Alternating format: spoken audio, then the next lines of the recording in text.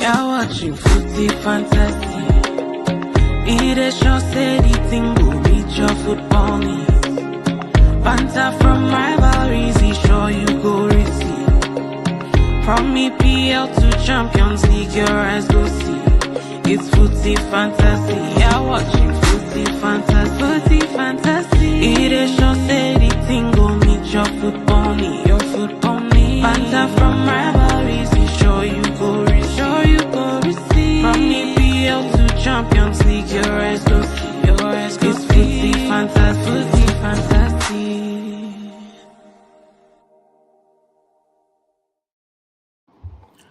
All right, my people, what is going on? Ladies and gentlemen, boys and girls, children of God, we are back.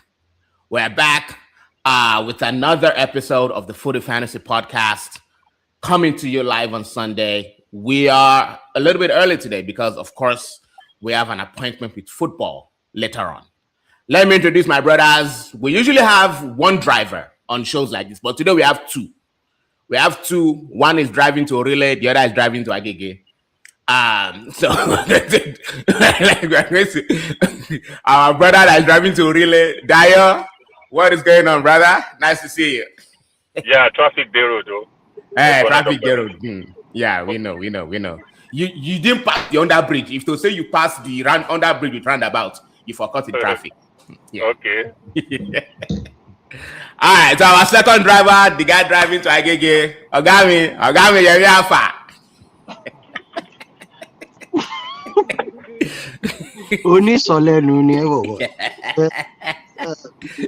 Thank you, everybody. Thanks for having me. You know what's crazy, Yemi? I was not even going to say anything about the driving.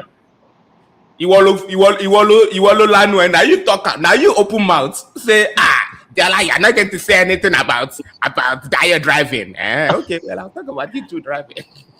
Got you, man. But always good to have you, man. Always good to have you, our resident coach here at Footy Fantasy. And Benny, what's going on, brother? Good to see you, fam. It's good to see you. It's good to see you. You know, sometimes it's been how many weeks since the last season, and I'm ready for this season to start again. 6 weeks. It's been too long. Oh. Yeah. Oh wow. It took me. You're not enjoying the World Cup season? Wash out. I was enjoying it until the semi-finals. Me too. On both sides. Me too. Both sides, I was pissed royally for we'll talk about it. Yeah. I hear you, bro. Hopefully we get a little bit of justice today, this afternoon. But ladies and gentlemen, if you are what you say?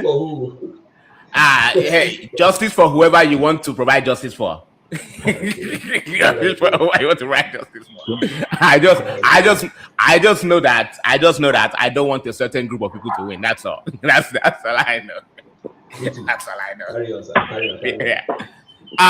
But yes, ladies and gentlemen, if you're watching us right now, feel free to hit that like button, hit the subscribe button, share this video. On YouTube, we're at Footy Fantasy. On Twitter, it is Footy AD Fantasy. Instagram, it's Fantasy Footy. And if you do like that theme song that played at the intro, our boy Soji made it. His IG is SJ Music, producer of life. Hit him up if you need any production needs. Anyway, we have we have the World Cup final starting in about an hour or so. So we're gonna try to get these topics done and dusted because yes, there are several. There some people are doing hate watches. Some people are doing, some people want to be able to shut their rivals up. But hey, either way, it's a World Cup final every 4 years. Last World Cup final for me, since I've been alive, was the best World Cup final I ever witnessed. We'll see what happens this afternoon. But we need to talk about semifinals before we even get to the preview in the final today. Semi-final, it was a Jesus Christ, crazy crazy. So let's start with Spain v France, and then we'll move to England v Argentina. I believe people will have more opinions about the England v Argentina game, but very quickly, let's talk about Spain versus France. I honestly was one of those people who thought, you know what, not really a foregone conclusion that France was going to win, but I did not expect them to be as toothless as they appeared against Spain. Dio, what was your opinion about that game? Like did you expect France to just like pull up and shoot blanks? Okay. Thank you for having me here. Last week when we were having the session, I thought I predicted that Spain will win that game. Oh, okay. Yeah, because Spain has the automation and the boring automation of a championship side. France was just exciting and glittering, but they didn't have the depth. So when those type of sides meet, you see that the type of Spain will always prevail. Yeah. Because I saw some tactical deficiencies in France that they were glossing over because of their superior talent. They were too attacking. And, you are going to play against Spain that will clog your midfield. And once they take over the midfield from you, your attackers will just be chasing shadows. And because I was in the stadium actually, what they did was this guy, their keeper, Unai Simon, was playing so high. So any attempted long ball to Mbappe, he would step forward to it to nip it in the ball. So France didn't have any alternative. I would have thought that, okay, maybe you would have dropped Bacola for an extra midfielder to contest the midfield with Spain, because you ended up surrendering the midfield to Spain. And once you surrender the midfield to Spain or anybody, because even Mbappe had to come out later, that okay, they were playing 3 versus 2 in midfield, and that wasn't good. So they were just chasing shadows. In the first half, Rabiot was already on a yellow, so he couldn't do much at that point. So it was a tactical failure from the French team, and I wasn't surprised. Anyway, I wasn't surprised that the only thing that got wrong was that I thought it was going to be closer, maybe like 3-1 or 3-2, but it was 2-0 and they left without a whimper. Yeah. I mean, some people point to the to Saliba leaving the field because I think he got injured when it was 1-0. Is that again? I know Dio just talked about France just abdicating the midfield, leaving it to Spain. Well, I don't even think France abdicated the midfield. Spain took it. Spain took the midfield, and France just couldn't get it. But that defense become a little weaker, at least in my opinion. And we also saw from evidence yesterday when Saliba left. What do you think of that? Or is this just one of those, hey, France is just not, regardless of whether Saliba is there or not, they're just not a good, defensive outfit? Okay, so basically, this is what I saw. I don't think Saliba would have helped. Okay. I don't think the yellow card Rabiot got in the beginning of the game would have helped, because what we saw was a tactical masterpiece from Spain, how they always play. We have to look at what Spain did before that competition. Before the semifinals, you will always see Rodri and Pedri play together. So what they did was they dominated possession. But they dominated possession, but they didn't have that trust going forward. So pretty much they will beat the mess out of you 1-0. They beat you 1-0, but you feel like they're beating you 6. The thing about them was, because of they were playing France, they needed to push France back a little bit. It became a little bit of a hockey game. Hence why they took out Pedri and brought in David Luiz so that they can have a little bit more trust. But what happened to France was few things. Tchouaméni shouldn't have started that game. Tchouaméni wasn't fully fit. That was a game for Kante. Kante in this World Cup? I will explain to you why that game was a game for Kante. That was a game for Kante. Lucas Digne had the worst time of his life guarding YAMAL. Anybody on that day would have suffered, minus that Portuguese left back. That's the only guy, Nuno Mendes, that has dealt with YAMAL well. Okay. Anybody else would have gotten toasted. And it didn't also help that Saliba got injured. But even if Saliba was there, they would have gotten beaten because Spain took the control of the game. Yeah. All the games that France had won, they controlled the game. Yes. This game, France didn't control anything Correct. because between Rodri and Porro and Cucurella, and you have David Luiz and Daniel coming into midfield, they bust that midfield to a point where most of those guys were chasing shadows. If he had three midfielders, if France had 3 fit midfielders, they probably would still have gotten beat. The reason why I said that Kante should have started that game was a lot of times you see those 1-2 passes between Rodri and David Luiz and Daniel. Most of those times, if you had a player like Kante with legs, he can cover two. He has shown us that he can almost shadow mark. He can cover the space and is quicker to those spaces. I saw Kante play like in Saudi Arabia, and he still has them legs. But you play an unfit Chouamini, even if you don't play Chouamini, play the guy Ekoni that had more legs and had more trust going forward in midfield because he helped France moving that ball from defense to midfield. Chouamini didn't help with none of that.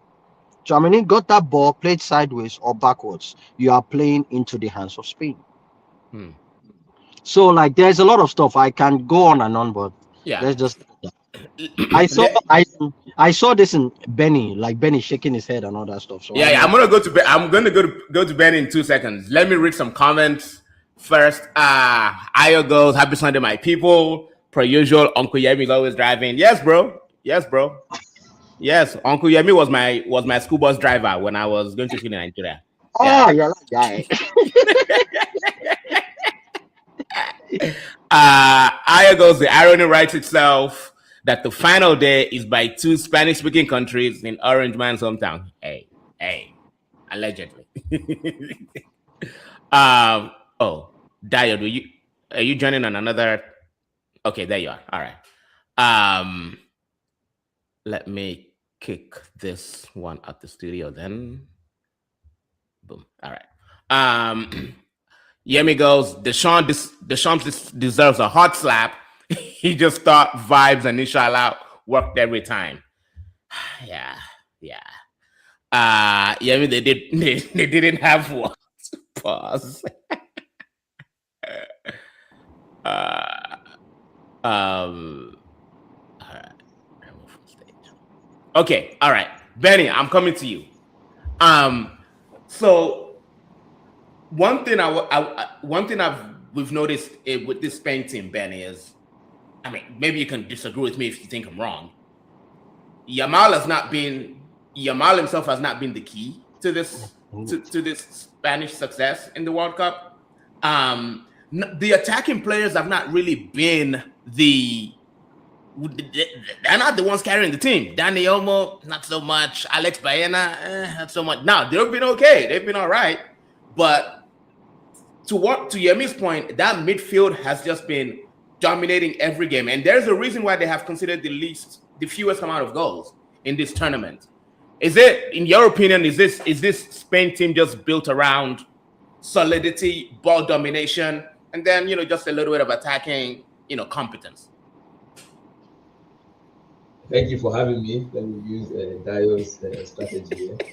Let me first thank you for having you before you come and say what you want to say. Thank you for having me, my co-debaters. Yeah, the Nigerian politician. But to your point, yeah, there hasn't been. Well, we can talk about standout players in the Spanish team. But there hasn't been like an out-and-out attacking player that's just like blown everybody out of the water. You look at England, for instance, they say, okay, Kane and Bellingham, they did so well. They are like the focal points of the attack. Look at France, say Mbappe, Olise with the Dembele and all that. Norway, look at Haaland. Spain doesn't really have that, like, oh, this is the person that's been driving them along. So and I didn't see it at the time, but in hindsight now, obviously hindsight is 2020. When somebody said something like that, a few people like that said, okay, Spain are favorites for this game. I didn't really see it then because I thought France, the individuality and this individual players, the firepower that France had to overcome whatever teamwork that Spain had, but a couple of factors just made it like made Spain win. First of all, the stupidity I say stupidity obviously by Deschamps for not being being a tactical guy to understand the changes he needed to make. And secondly, Spain as a unit, the gameplay and game plan, and just the way they possess, and like you said, possession is a big factor of why they Yeah. control games. Death by 1,000 cuts, like Emi was saying there. It doesn't mean they'll score you 1,000 goals, but you will feel it in your body. Yeah. You feel like you want to die. Well, you'll not die, they'll just beat you. You will. Yakubu manage. Yakubu manage. You will manage, you feel it. Like the way they will finish you with possession and move around. Like Yeah. that game against France, you could tell that France could have lost by more goals. They could have lost by more goals. Oh, yeah. They didn't have. Yeah. They were toothless. Like a team with so many attackers, so many attacking potentials, was so toothless against a seemingly average Spanish side. Yeah. YAMAL, who has been like lauded as, oh, this is a breakout whatever, he hasn't really done much this tournament. Yeah. He just had a regular game. Nico Yeah. Williams was supposed to terrorize him on the other side, injured. Yeah. Pedri was supposed to be like their linchpin in the middle. He was out. He didn't start the quarterfinal, but Yeah. leading up to this, he didn't start the semi-final either. It was Yeah. good old Fabian Ruiz, who is so unassuming, looks like he's not doing much, but is one of the most press-resistant midfielders I've ever seen in my life. Yep. Leggy and everything. And I was telling me about he texted me after the game like, Fabian Ruiz, because he's high on the guy. Look at Fabian Ruiz. I said, look at this guy. You cannot press him. He looks like he's just lanky, leggy in the middle, but keeps that more ball moving and ticking. And he actually has a pass for the attack. And the reason I was rubbing my hand first of all, it's very refreshing to come to a podcast that is not club side related, where Man U is not clouding some people's senses, or Arsenal is not clouding some people's senses, or Bayern Munich is not like making people talk like one side, or Chelsea is not making me talk as if I don't have sense. It's very refreshing to hear people talk about ball that understand ball. Yeah. Spain versus France. It was a game where honestly Deschamps messed up. Deschamps messed up badly because, first of all, like I was saying, they were outnumbered every single time in the middle, at least by one player. Yeah. Whether it's starting out in the basic 4-2-3-1 versus the Spain's 4-3-3, Spain had in the middle every single time. Now, Olmo, who is also the attacking midfielder, will drop more to come and complete that triangle in the middle. Or Oyarzabal, who is just a false nine, will drop in the middle again. Outside of that, they're everting one of the fullbacks at every single time. So there's always an overload in the middle with Kukurea dropping in the middle, coming in the middle, or Pedro coming in the middle. Yeah. France were outnumbered every single time in the middle. They only had unfit Tchouaméni and leggy Rabiot. Rabiot would have been. I thought Rabiot should have stayed on. I thought he could have let Rabiot on and taken Tchouaméni out. So Tchouaméni was so lanky. He's usually sharper than that. And finally, Kone should have started that game. Kone, because he's first of all, he's shorter to the ground, he's quicker. The quick pitch is there to jump to passes. And again, this was a game where France should not have played 4-2-3-1. This was a game for 4-3-3 because it was always going to be a battle for possession, and you can't do that with only Olise trying to be a makeshift third midfielder there. Olise is more attacking minded. He's looking for that pass forward. Controlling possession is not necessarily his thing. It's attacking. You need someone there to control possession. Sacrifice one of the wingers, maybe Bakula, take Bakula out, bring in another midfielder to increase stability there. Now, why I say this was the Deschamps mess up was because at no point in that game from minute 1 to minute 90 when you were knocked out, did he change anything tactically. All he did was bring in man for man, and hoping for vibes and inshallah, like I was saying. Yeah. This, from the first 15 minutes, you saw that, okay, wait, these guys are trying to play a certain way. Bring in additional stability. And this was a game, and I know he's past his prime, but like somebody was saying here, it was a game tailor-made for Kante to break up play and just destroy the nonsense that Spain were trying to build. Yeah. Kante is known as he will be a destroyer, he will move around, he still has the legs. Yeah. Kone, Kante, and Rabiot, Kone, Kante, and Tchouaméni, that would have been, I thought that would have been a very good midfield for this kind of game. But the guy just sat there hoping firepower, he just made subs, hoping that, okay, somebody will just provide the moment of magic to do something. I think this is what happens when coaches rely too much on individual talent. They forget to think tactically, and it killed France. I think the coach killed France more than the players did. I don't know. Spain played a great game, in my opinion. They were underdogs for good reason, but Deschamps just had them on handbrake the entire game because he was not flexible enough to make the necessary changes, and he didn't have the foresight to know that, okay, this is a game where that would be lost or one in the midfield. In the midfield. They didn't have that sense. So yeah, that's my take on that. Yeah. Can I say something to that right quick? Just Go 1 ahead. minute. Let us also give this a kudos to 2 people. Well, to 4 people. All the defensive line of Spain did an amazing job. But listen, Kubasi, Bossy, bruv. ooh, Bossy. every time Mbappe had a sniff, Yeah. Kubasi made sure he poured cold water on that hot blood that Mbappe had. But man, kudos to Rodri, man. I have not seen Rodri in that game reminded me of Zidane against Brazil, where he was effortless in nullifying everything. But Rodri was in the defensive phase. He controlled that whole game. And when I knew that this Spanish coach was actually good was when that game was 1-0 and France started having some momentum. The coach brought in 2 players, Nico Williams on the left and brought in Pedri. Immediately Pedri came into that midfield. You now saw Pedri and Rodri. France couldn't touch the ball again. They now started playing the middleman before they now scored. So yeah, kudos to kudos to that team. Yeah, the coach All right. was on point on every single thing he needed to do. I'm curious to see how De La Fuente continues that I guess domination model of the midfield against Argentina today, especially given the Aguero nature of the Argentinian midfield. It'll be That's the perfect Aguero. That midfield is an tout. Yeah. Talks with some skill. Yeah. All right, let's talk about. Well, I might as well just get started with you again, Benny, on England Argentina, brother. Tell me, and I want you to address that game in light of the fact that lightning almost struck the second time yesterday. All right.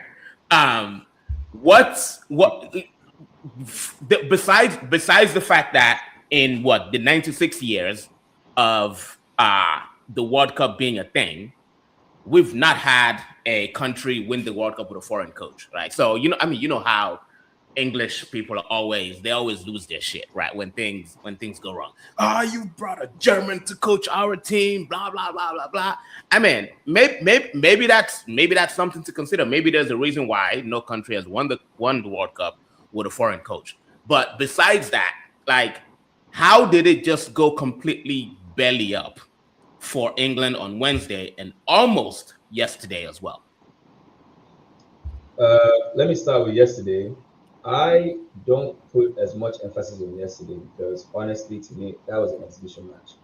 It wasn't something that everybody was playing seriously. Even before the game, everybody knew these guys were not interested in this third-place match. It was just a time to bring people that haven't played, come and play. And then it got a little embarrassing for France. Okay, let's get a little serious to make this a little respectable.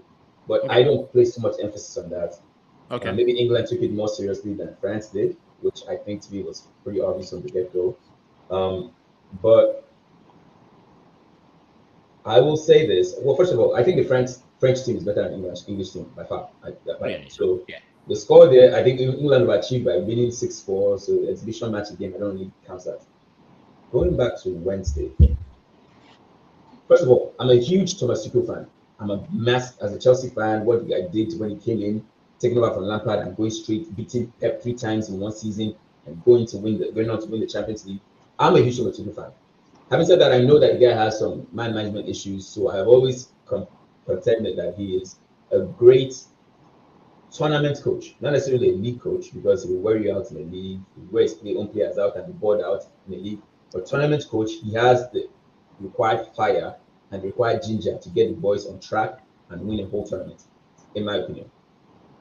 I think can you guys hear me? Yeah, I can hear you. you. Shout. This one, I can hear you. I don't know if anybody. I got to turn on the speaker. I think that this time around, he lost his nerve. I don't know if it was a function of maybe the players not responding to him properly, but there was no reason to go back in the shell that early against an Argentina team. It worked against Mexico. First of all, Mexico they don't have the they don't have Messi. Yeah. They don't have players willing to strike the ball from outside the box. Which, first of all, let me talk about the players there for not being like aware of the fact that this guy has been testing your keeper from outside the box for multiple times now. Enzo Fernandez. Yes. He hit my first shot, went over the bar. Yes. Second shot over the bar. He's been testing out, and you guys still giving that much space. So that one I'll put on the players. Now, Tuchel lost his nerve, which was kind of sad for me to admit because I'm a huge Tuchel fan, like I said. There was no reason to go defensive that soon, that early.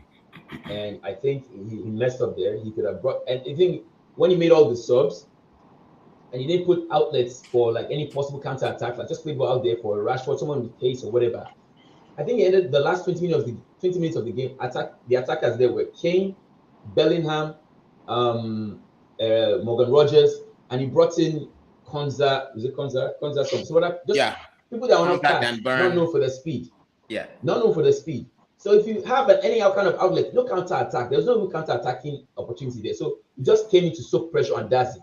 No like offside to the plan there. I think he messed up really badly. I think that Argentina won down fair and square. I can't even say there's an agenda for FIFA. That was fair and square because England dropped the ball badly. Yeah. Having said all that, it was always going to be an uphill battle for foreign coach number one, someone that a lot of ex-players and English guys have been saying, "Oh, why do we have a German coach? Come, whatever." Even though knowing that none of the English coaches have any sense, they haven't done anything of note in the last 20, 30 years. Yeah, they'll still talk about that because obviously it's a foreign coach and all that. So Tuchel gave him an ammunition, but let's put things in perspective. The guy has still won the best since 1960. When did they win their last World Cup? 66. This is their best finish. Results. Best World Cup finish. Best finish since 1966. Put things in perspective. I think what puts a bad taste in everybody's mouth is the way they went out. They went out to a team I think they should have beat. They should have beaten Argentina, and that's what makes this a little less palatable. I turned off my TV. I turned off my WhatsApp. I turned off everything because everybody knows I'm a huge Mexico fan. People were texting me how fun. I see your guy just mess up. I didn't respond. I didn't watch yesterday's game, so I just did watch highlights because I was so turned off by it. But that's my thoughts about the game. Dio, you know German football. You know Thomas Tuchel. Do you? Because he said something about English DNA, right? And I want to consider that in light of what I see as a possible identity crisis with English football, right? And the England national team specifically.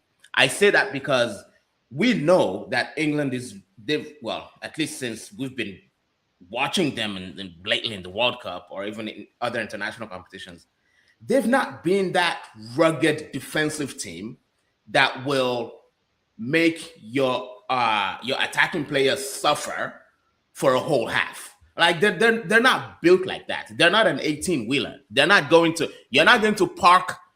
England cannot park the bus for a whole half. No, they're not rugged like that. But at the same time, they're not the attacking, dynamic, nimble team like like Spain, like France. And at the same time, they're not going to dominate the midfield. So it's just like they exist in this weird corner where, sure, they have decent individual abilities, but they're not like really special at anything, right? Does that play into Thomas Tuchel's mind when he's deciding, look, I have a 1-0 lead. This is a semifinal. I need to ride this out. Like in hindsight, do you see why he's like, you know what? Let's pack this up. Let's go for our 1-0 win. Let's go home. Of course, it didn't work out that way. But can you justify his thinking from that angle? No, absolutely not. He was the coach of Bayern Munich, and I saw the most horrific football I've ever seen as a Bayern Munich fan with Tuchel as a coach. Tuchel is a terrible coach. He's the greatest coward ever known to humanity. Jesus! He should not be coaching a big side. It's designed for a small side. He has a small mentality. He doesn't know, and the only thing he's good at is passing the ball. He's blaming someone else. which is what he did. He blamed England's DNA. When we look at it fairly, Harry Kane is the best striker in the world. Yeah. Very few people would doubt that. Like, or that's like a 80-20 opinion. Yeah. You cannot have a team of Saka, Bellingham, Declan Rice, and you still say these guys were all in the Champions League final, though they lost. Like the Arsenal DNA took over at that point. But they are still good players. Like they are very good players. You can't. Which team has that luxury that England has? But Thomas Tuchel is just a legendary coward. It doesn't okay. You took the lead against Argentina, and all you could think about was to sit on it. Of course, he got away with it versus Mexico. Okay, we'll be like, okay, they were 1-1 down. You played Norway. The same thing happened against Norway. You sat back against Norway. And, he was like blaming what did he do against Norway? He tried to blame the players again. He doesn't take any responsibility at all. It's fit for the likes of Burnley and bottom side team. He cannot coach a top team. That's why he got fired everywhere. He fought with the management in Borussia Dortmund, fought with the management in PSG. I don't know how he left Chelsea. But the Bayern Munich people were like, no. Didn't even fight with the players at Bayern Munich too, He fought everybody. Same with PSG, same at Borussia Dortmund, same everywhere. And now he's doing the same thing. So, okay, it has happened once, twice, 3 times, 4 times. I mean, when you have Harry Kane, you have Bellingham, you have Saka, you have all these players. A country like Germany will kill to have this kind of quality. Many countries will kill to have this kind of quality players, but you are now in the 50th minute. What did you do?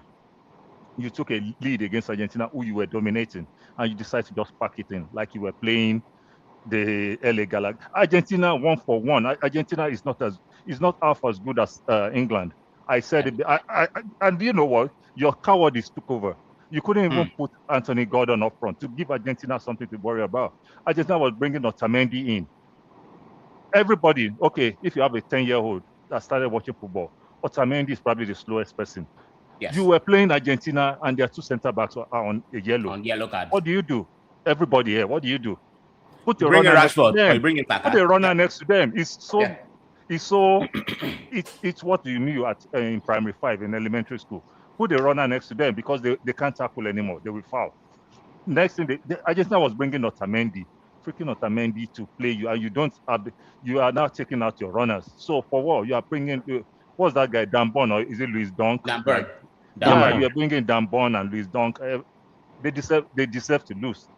They deserve to lose because they had a coward of a coach. And I actually was worried because I'm so anti-England. I was worried that for the first time they will actually win the World Cup.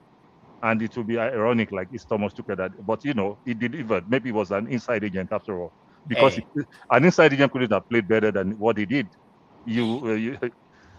It's just a terrible coach. Some people are saying it's payback for World War II. Yeah, and many people said instead of doing his coaching job and scouting, he spends more time with his Brazilian girlfriend, like that is half his age. So that's why he doesn't do anything. He's a dinosaur before his time. He doesn't even. He's just a terrible coach. I'm sorry for whoever engages him next. He's just a terrible coach. Wow. Okay, Yemi, I'm coming to you. Let me take comments real quick. Brother, Aya goes, find you a woman that loves Tuchel the way Benny does. Tuchel is a good manager. However, his abrasive and arrogance will not let him get out of his way. Aya again goes, English players don't think in terms of slowing things down.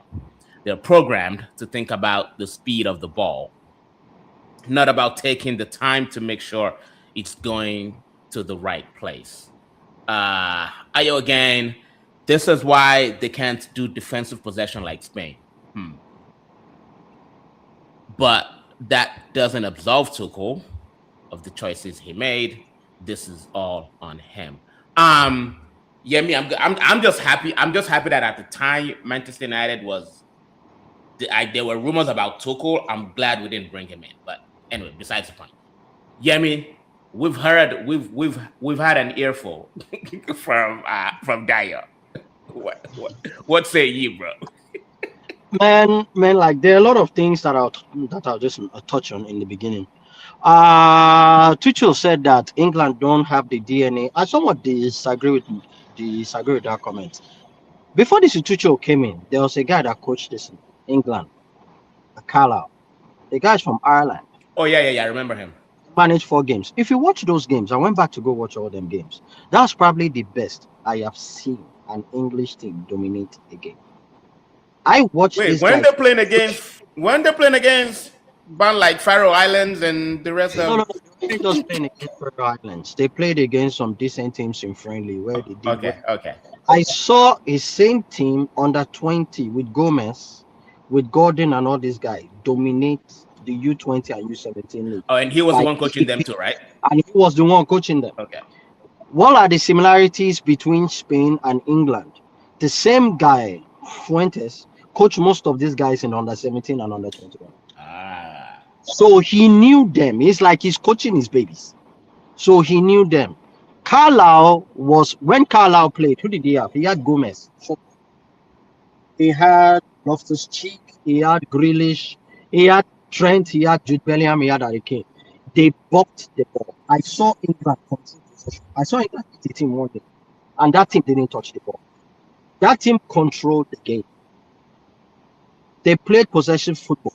They actually, I challenge you guys, man, to go watch that game. Most of those guys in that game didn't make it to this selection. Tuchel came in, and the first thing he said was, England is going to be a direct, fast, athletic, attacking team to reflect the Premier League. That was the team he picked to play in this competition. Hence the reason why players like Foden, players like Palmer, players like Maino, players like Gomez that really played well under the former coach, players like Curtis Jones, all those guys, they didn't play, didn't make it. The reason why they didn't make the team is because he didn't want that possession. Nobody's saying this, England can outpossess Spain. Nobody's saying that. Yeah. Carlisle. Yeah. Nobody's saying that, but he picked this team to be an athletic team that will hit you direct and hit you quick. But when you do all those teams, he forgot to take recipes because of his man management and whatever. People are now telling him, nobody can say, if you see this in Tuchel down now, deep inside his heart, he will tell you he made some selection mistakes. Trent should have made this team. When Rich James went down, nobody's saying put Trent. But when you are chasing the game, when you need an outlet, you need a player like Trent. Correct. That can get nobody. How many crosses did this Harry Kane get throughout this competition? You saw Harry Kane, you saw Trent, you've seen Bellingham. This guy is fist. Brother, your volume disappeared. Me? Okay, there you go. Yeah. This guy feast on crosses, they feast on through balls. They didn't get much. England didn't create that much chances. If you check, they didn't. Saka, you needed someone to control game. You left Saka didn't do. You didn't bring in Maino. So when you were controlling, so let's say that you want to control game, you had no outlet except for Jude Bellingham and Harry Kane that was tired. Kopama is at home. Kopama is at home. Let's just say you don't want that. You want to play on the counter. You want to be defensive.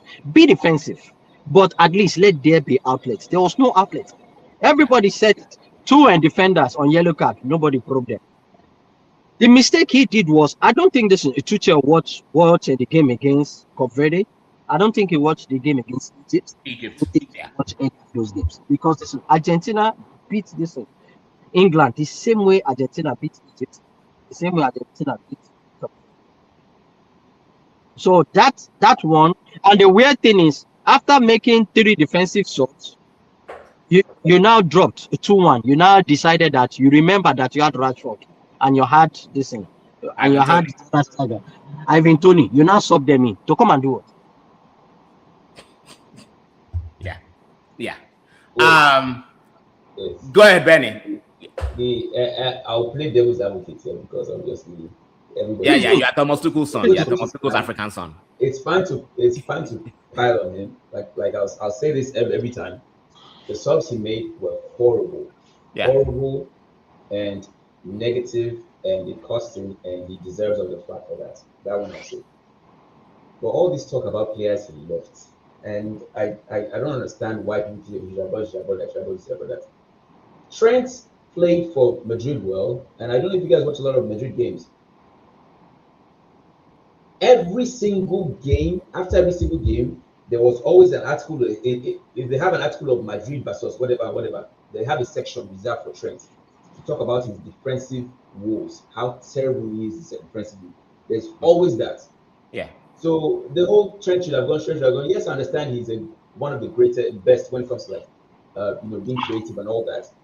If the coach's idea is about defensive stability and understanding how to defend, I'm sorry, Trent is not it. I hear that. I can hear that. He's great with passing and everything, but defensively he leaves a lot to be desired. Jet Spence, I wasn't sure why he brought Jet Spence in, but to be fair, after there was a game he was really kind of bad, but after that the guy played well. The speed, recovering, and actually attacking Jet Spence was really good. So I'm not going to say okay, maybe you should drop Jet Spence for Trent because that's the main person you can say okay, drop that person for this. Kwanzaa was always going to be a filler, whatever, for whoever goes down and everybody goes down injured or whatever. So I hear that. Someone like Palmer, I'm a Chelsea fan. I watch Palmer. Palmer did not have a break from this season or last season. His form was bad, and you can say let's pick off of names, but Palmer has not earned enough goodwill to command a call up whenever even if he's not having a good form, whatever. Bellingham was on the brink of acts, if you guys remember, on the brink of not even going to the World Cup. And he came because he built that enough. But I think that was outside of footballing reasons, though. I felt like there was a little bit of. Regardless. My point is, if Bellingham is possibly on the arch, who's Palmer? So I get that. I get the talk about Palmer and everything, but he didn't have a great season last year. Yeah. Maguire. Can I say something to that? I'm sorry.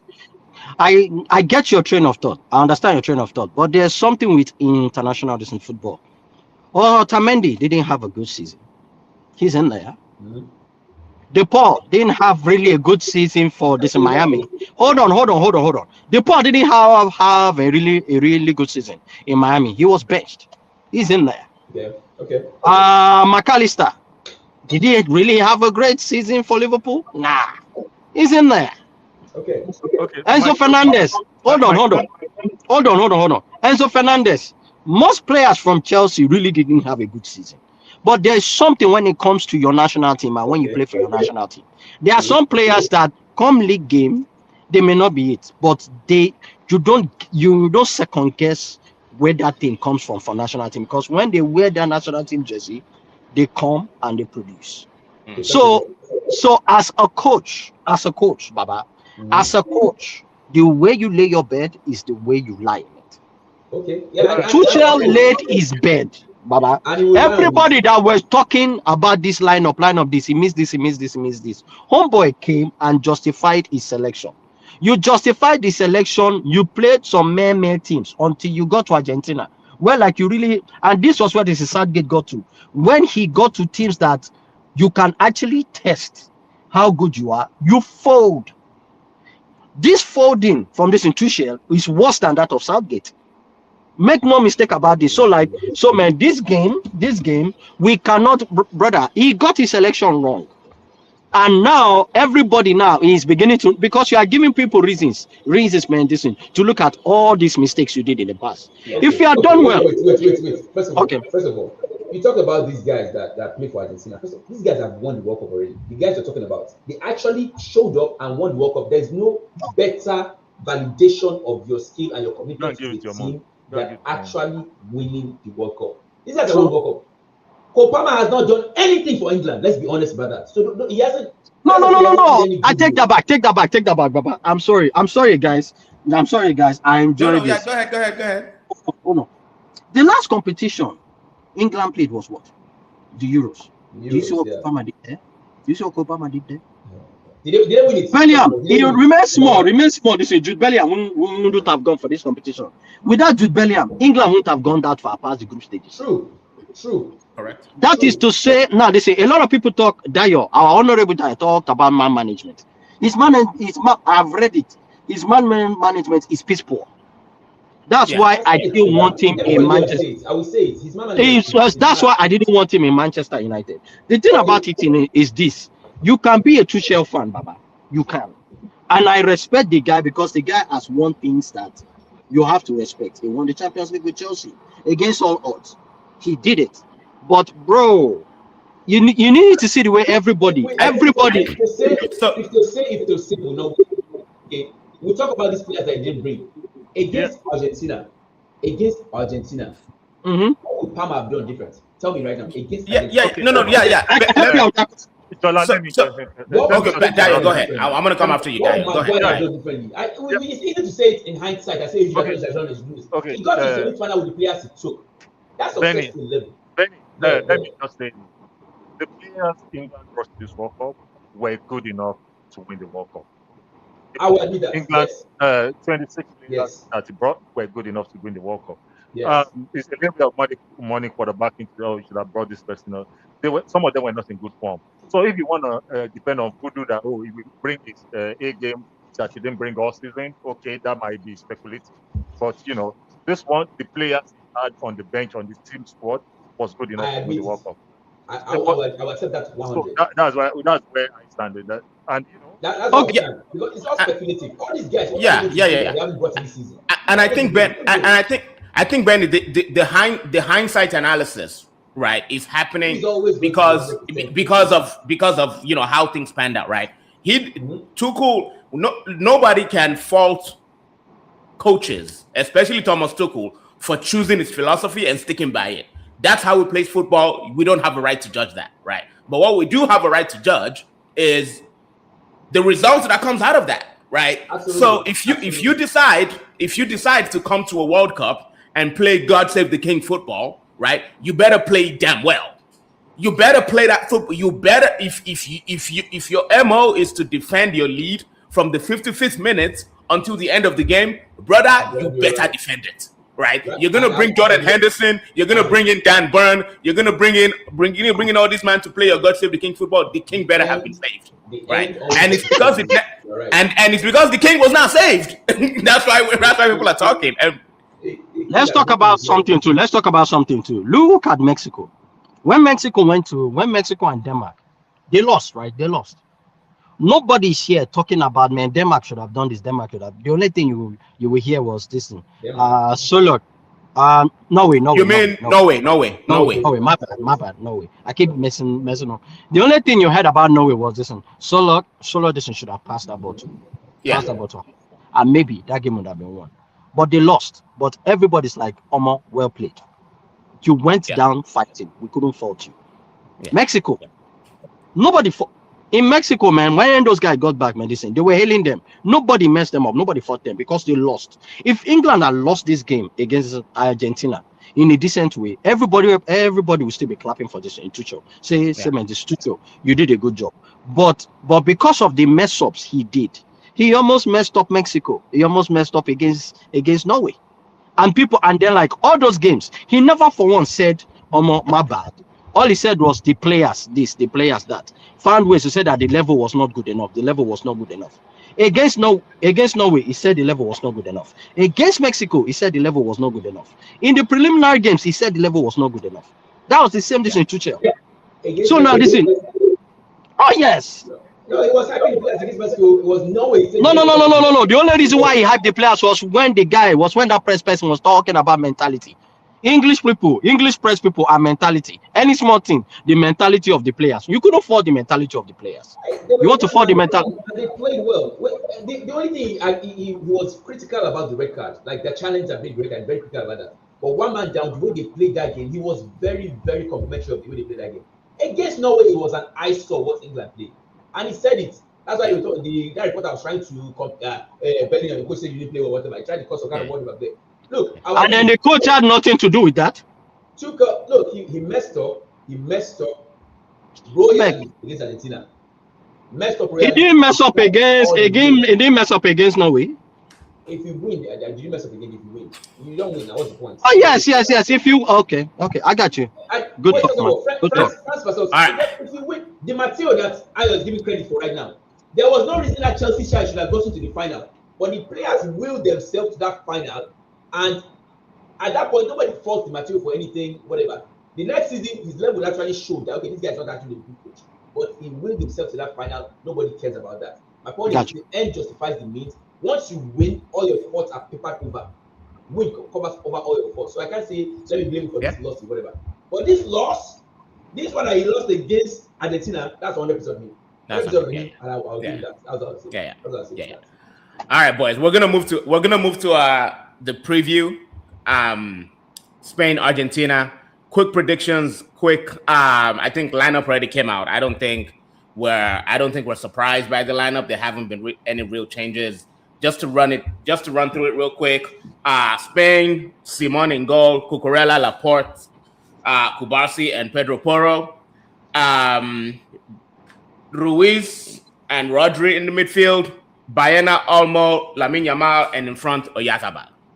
I don't think there are any surprises there. For Argentina, Martinez in goal. Back four, Tagliafico, Licha Martinez, Cuti Romero, and Gonzalo Montiel. Midfield, Gonzalez, Enzo Fernandez, Alexis McAllister, and Rodrigo de Paul. In front, they have Julian Alvarez and Leo Messi. I don't think there's too many. I think Scaloni made a couple changes with Gonzalo Montiel starting, right? I don't think Montiel started. There's no this in Paredes for Paredes. Yeah, that's true. Paredes instead of De Paul instead of Paredes. Okay. Yeah, that's true. Gonzalez instead of Simeone. Yeah, that's true. Yeah. Okay. Gonzalez. I mean, clearly you can see the intent.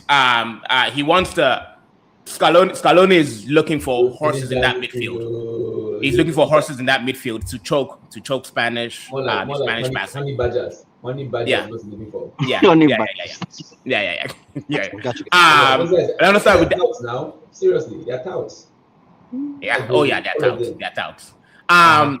Dio, talk to me about what do you expect from this game? What's your prediction? Oh, you're on mute. So Scaloni is playing smarter than Tuchel. It's not even 3 versus 3 in the midfield. Yeah, so Tuchel is the standard for a field coach, so it would be a reference point. So it'll be like, okay, he is. You know that in the first game he brought Simeone, Guillermo Simeone, or Simeone Skidoo was an attacker. He's dropped him now to play his best player. Don't see the midfield against Spain. That's just the first lesson. Don't see the midfield against Spain. Yeah. What I think when we do too is they'll put Rodri on Messi. Even though Messi will try to draw back and try to drag him off, but they will have to mark Messi because that's their key person there. I think what I want to happen and what will happen are different things. What I want to happen is for Messi to win and Argentina to win. What I think will happen is that the force of Spain, the cohesion of Spain, and their tactical discipline will probably prevail, and maybe Spain win a boring 2-0. From your mouth to God's ears. From your mouth to God's ears. That's one version of it. The second version is leave the second version. We don't need second version. Spain comes first and they go to roast them. We know what's the second version. Leave the second version. That first version is good. I feel like this game will be won and lost from the bench. That's just my feeling. And I'm looking at the two benches, right? On the Spanish bench, Nico Williams, Ferran Torres, Mikel Merino, Pedri.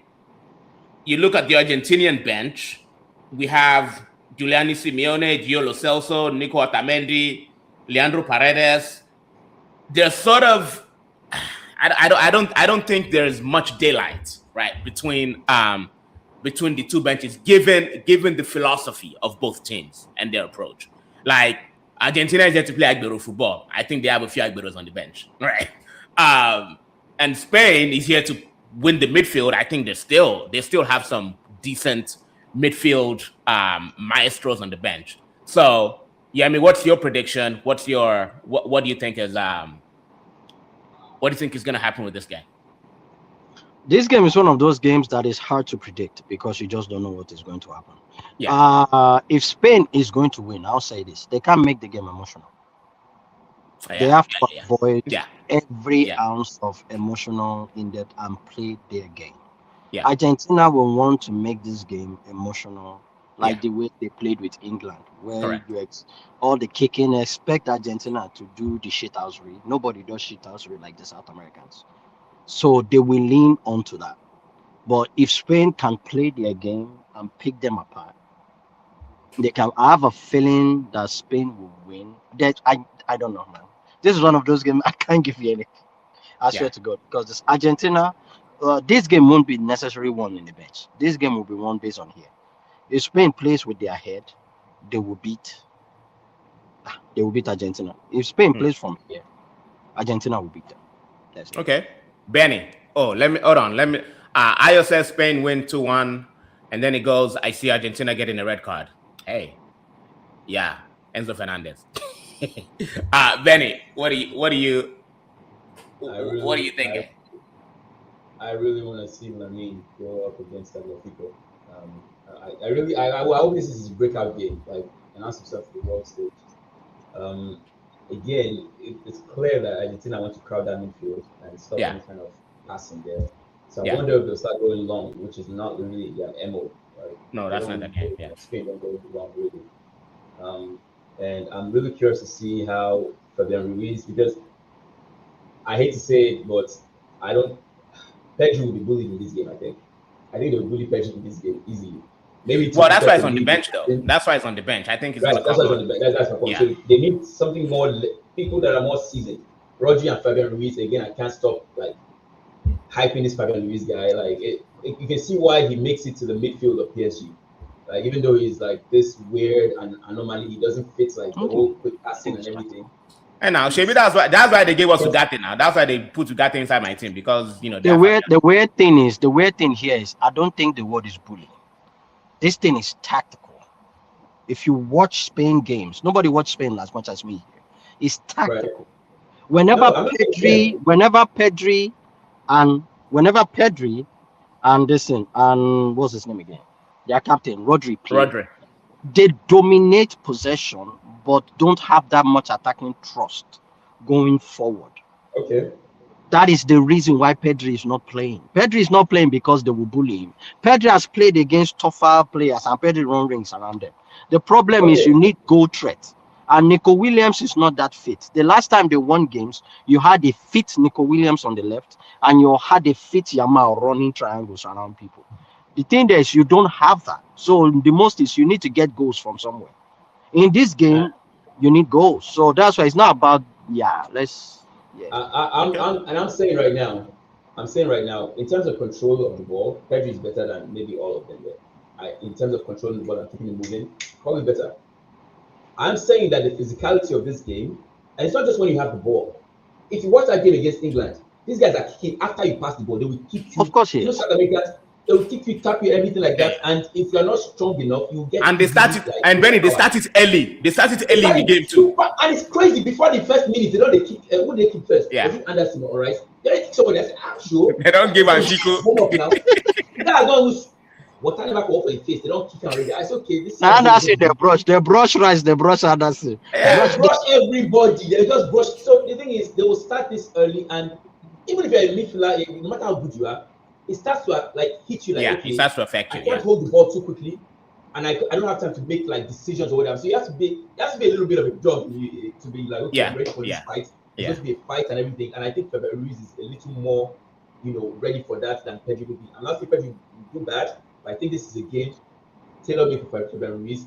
And I really hope it's more embarrassing than anything that anybody has played here. 2-0 here, I don't hear that. 2-1 here, I don't hear that. I really hope it's like 4-0 or something so they can embarrass people after this world stage. I do not like Argentina as is. Maybe not as it. I'm not saying I don't like it as a nation. I like Evita, the musical about Evita Peru and everything. It's one of my favorite musicals. But as a footballing nation, I do not like Argentina. And I don't make that. hidden anything. So make them come out. Let them Messi retire. It's fine. If won one already, you can go and retire. Yeah. And the fact that if he wins the second one now, you say people will say, okay, it's unquestionable, is the greatest ever. No, I don't want to hear that. Retire right now and go. I'm not, and this is not a Ronaldo fan talking about. I don't really care about Ronaldo. I don't care about it. But I don't think someone who has, like, it's too much of a, it's a golden boy, let's everything. He has no edge to him. There's no edge like, this is a bad boy that actually overcame anything. Nah, this guy has it like he's being just okay. Messi here, go take. FIFA's golden child, UEFA's golden child. Nah, get beaten by Spain. Lamar, this is yeah. Fix it for Argentina FC, bro. That's what it is. And honestly, FIFA's PR, Spain need to win this game for FIFA's PR because everybody say FIFA, you're just Messi. That game against the Dutch last World Cup, I will never forget. Argentina versus Netherlands. The nonsense that went on that game, I will never forget Argentina. People that know Argentina didn't went there, or maybe FIFA is one. I will never forgive them for that nonsense. So yeah, Spain to win by 5-0. I don't care. That's my prayer. Father Lord, it's a Sunday today. I haven't seen it. 5-0 for Spain. Argentina. Father Lord. This one is taking us to Sunday service. This one is emotional, so not even football anymore. This one is pure emotion, not even football. It should be an emotional game too. It should be an emotional brother. It's your time to shine. Benny, please make sure you have your blood pressure monitor. Hold on, Benny. By mistake, if Argentina win this game, Jola, I hope people know where this boy lives. So somebody needs to come and check on him. Don't worry, we know him. We know his family. You know his house. Please. We know his family. I'm moving soon. Don't worry. My phone, I work with. The way I open it, after no WhatsApp. Okay. You don't call me. Don't text me. Nobody don't text me. I don't know anybody. Okay, we need to talk about. We need quick responses for Golden Ball winner, Young Player of the Tournament, and Catfish Team of the Tournament. But I'm gonna take some quick comments before we go into that. Bolu goes. Yemi doesn't watch that much. I beg. My boy. Bolu again. Spain will get the goals. Argentina will try to play dirty. Of course, Nadia way with that. Aya goes Yemi and his attacking thrust. That adjective is all pause, bro. Don't mind me, I'm very mature. We know. Spain 3-0. Wow. My man, thank you. Thank you. Yemi. Okay, we need quick answers. I'm gonna start with Dio. Dio, who's your Golden Ball winner of the tournament? Because Golden Ball winner different from Golden Boot, Abi. Yes, obviously. Okay, who's your player of the tournament? Why is that a question? We know. I don't know. Tell me. Benny knows. Even Benny knows. I don't be allowed to win. Okay, Benny. For something like this is why he's not allowed to win.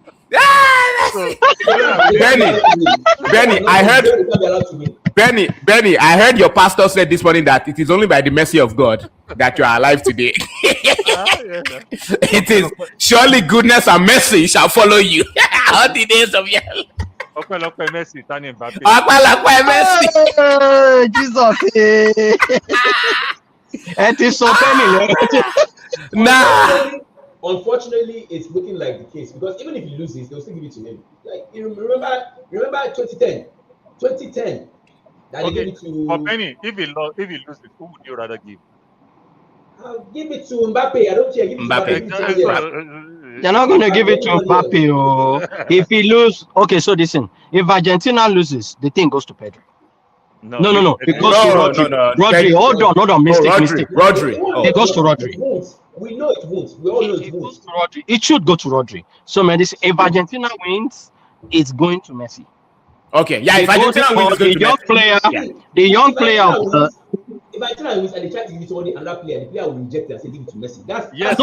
Messi is their best player now. Yes, Messi has been their best player. He has been their best player. Messi has been their best player. Let's not go.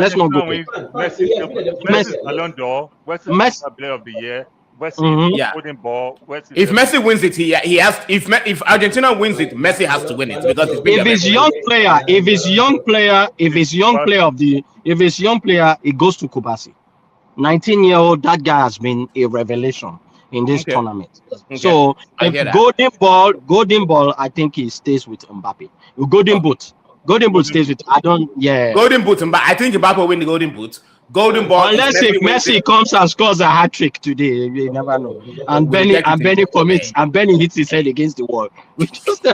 Benny, are you hosting a watch party? Not for big now. He said not for big. Benny, are you in Houston? I will literally break my TV by doing away. I'm not okay. Benny, listen. Are you in Houston, Benny? I moved away from Houston. I'm back to Dallas now. I beg. Okay, if you don't visit, Dada, Ma call you, give me your address. Okay. Catfish, boys. Catfish team of the tournament.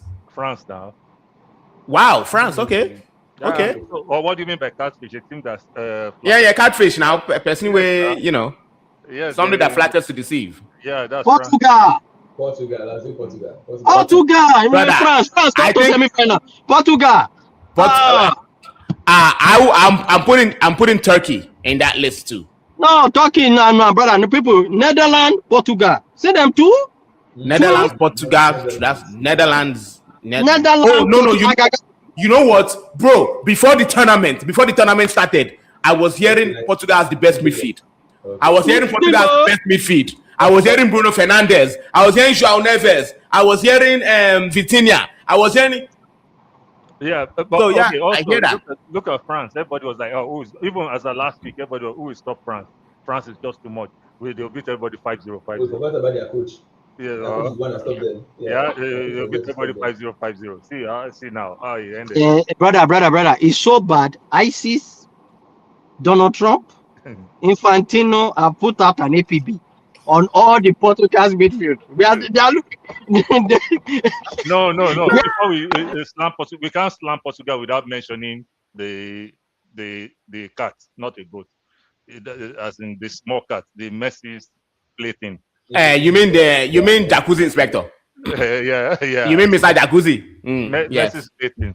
Yes. People talking.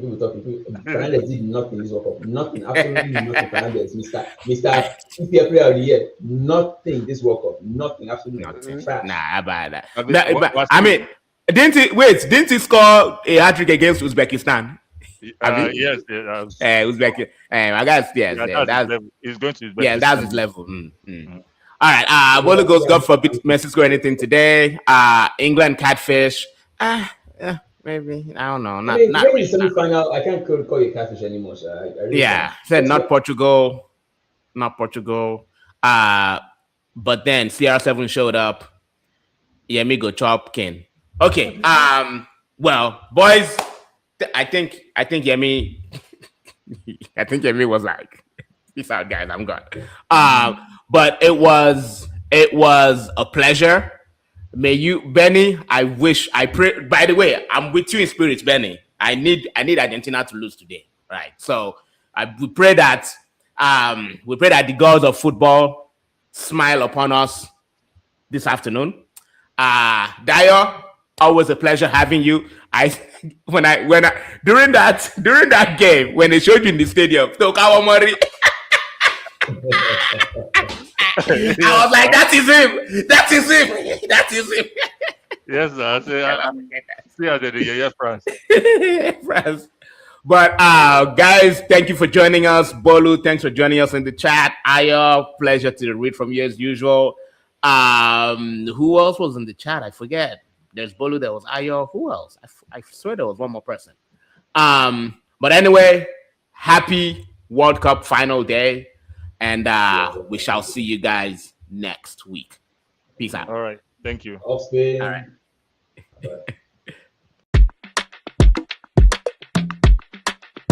You're watching Footy Fantasy.